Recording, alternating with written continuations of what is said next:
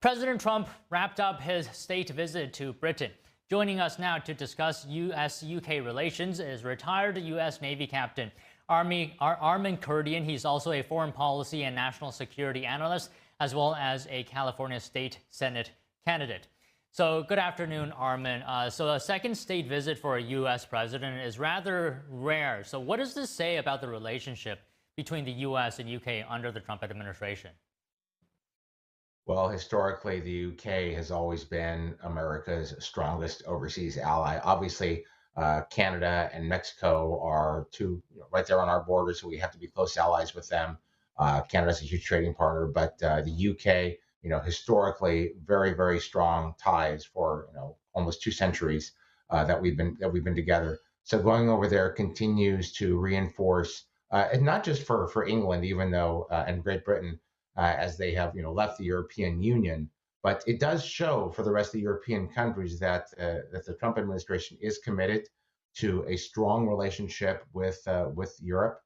So I think in a lot of ways, this deal not only benefits the UK and the US through trade, and we've seen this is a tremendous deal, the biggest one that the UK says that they've ever had, but it also shows confidence that the United States will be a reliable partner going forward.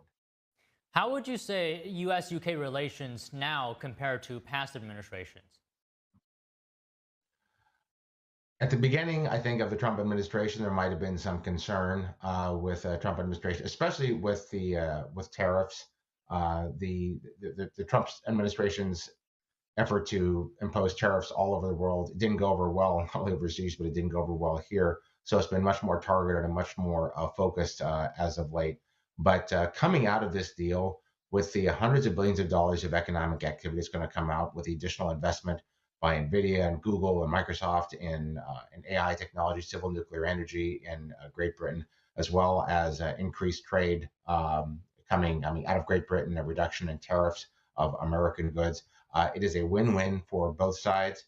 So both President Trump and Prime Minister Starmer we're very, very applauding of each other, very, very positive in this. It was a very, very positive news conference, and it sounds like the president's time at Chequers was very well spent and overall very positive.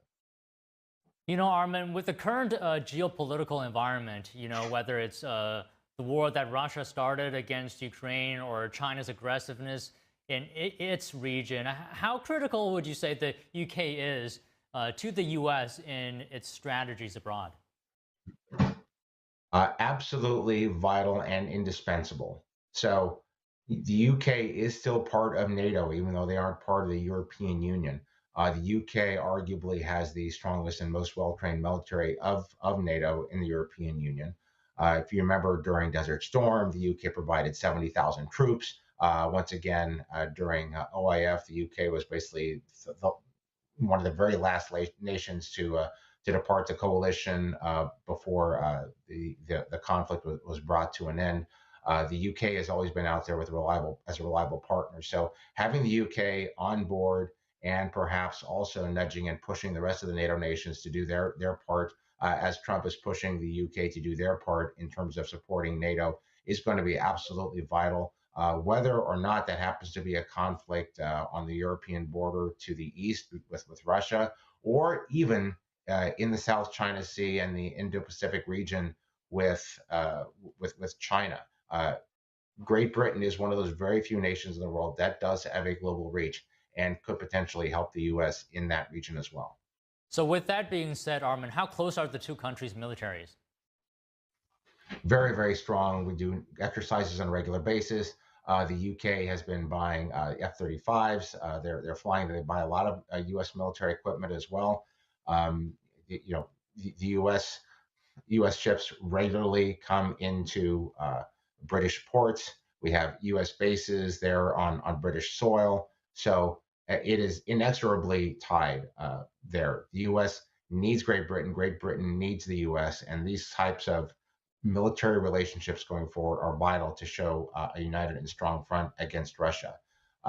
The question really then becomes, from a willpower perspective, does the U.S. and the West have the willpower to stand up to the Russian absolute determination, despite their economic mediocrity in this conflict with Ukraine. So, if you remember going back to 1990, Desert Storm, when George H.W. Bush wasn't exactly sure whether the U.S. should enter Desert Storm, Prime Minister Thatcher, flippantly said, "Don't go all wobbly on me, George."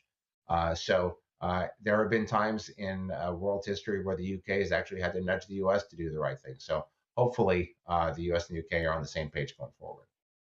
Let me ask you this too, Armin. Where would you say the US and UK are the most aligned? And as well, where are they most divided? I would say they're divided on some aspects of trade. I know there was some disappointment on the part of UK that the efforts to eliminate all the tariffs on British steel were temporarily shelved. If you remember earlier this year, there was an agreement that steel, that came from Britain, we would eliminate tariffs, but the concern was, minimally processed or partially processed steel coming in from China, going through Great Britain, coming into the U.S. Trump was putting tariffs on those and trying to stop that from actually happening. So still maybe some differences there, but militarily, I think we're very strongly aligned. Geopolitically, I think we're aligned about 80%, 90% of the way. So a lot of positivity there. Militarily, it's always been a very strong relationship, and frankly, it absolutely needs to be. It's essential. So just finally, Armin, and I always like to ask this in these special visits, because it is rare for a U.S. president to get a second state visit. So is there a message here, perhaps signals that are sending to allies in Europe and enemies as well, adversaries? Yes, I think it's very, very strong, both to adversaries and allies alike, that the U.S. is going to be a reliable partner.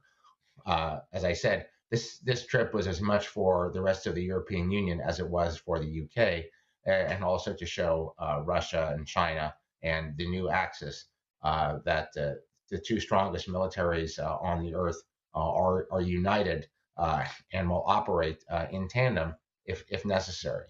The question again becomes, as I said, is the willpower. Do we have the will to actually go and execute and do what is necessary to stop aggression in other parts of the world, and work together to eliminate these hotspots or other areas where Russian or communist aggression may come in, where you see China's in their Belt and Road Initiative and other parts of the world. Western economies, free markets, capitalism is the surest fire way to push the bulwark against socialism and tyranny that is the other side.